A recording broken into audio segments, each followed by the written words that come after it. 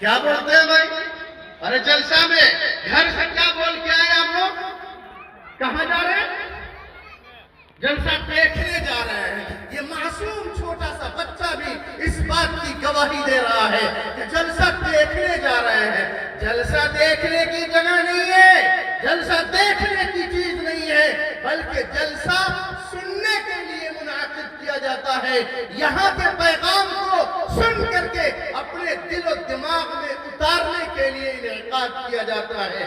جلسہ لگایا جاتا ہے، جلسے کو بسایا جاتا ہے اور اس کو منعقد کیا جاتا ہے تاکہ ہمارے اجلاس کی روحانیت برقرار رہے، ہمارے جلسے کے اندر وہ روحانی ماحول ہو جس کی بنیاد پر ہمارا دل روشن ہو جائے، ہمارا دماغ روشن ہو جائے، ہمارے دلوں کی گندگی دور ہو جائے، ذہن و دماغ کی گندگی ہمارے ذہن سے بالکل ہی دور چلا جائے، اور جب ہم یہاں سے جائیں تو ایسا محسوس ہو کہ ہم کچھ لے کر کے جا رہے ہیں۔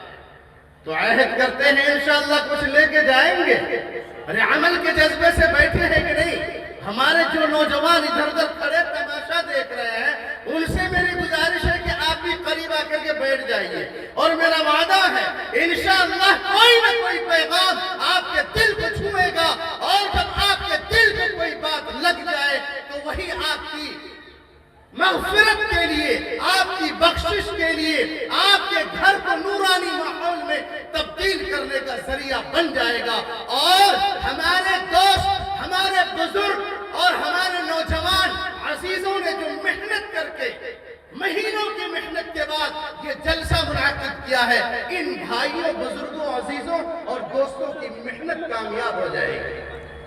ایک شخص نے بھی توبہ کر لیا، ایک شخص نے بھی عہد کر لیا کہ آج سے انشاءاللہ ہم عہد کرتے ہیں کہ ہماری کوئی نماز قضا نہیں ہوگی۔ عہد کرتے ہیں ہم سب، ہاتھ اٹھا کر کے وعدہ کیجئے، ہاتھ اٹھائیے، بولیے کہ انشاءاللہ آج سے ہماری کوئی نماز قضا نہیں ہوگی۔ بولیے، اپنی زبان سے بولیے، انشاءاللہ آج سے ہماری کوئی نماز قضا نہیں ہوگی۔ اللہ آپ کے عہد کو قبول فرما لے۔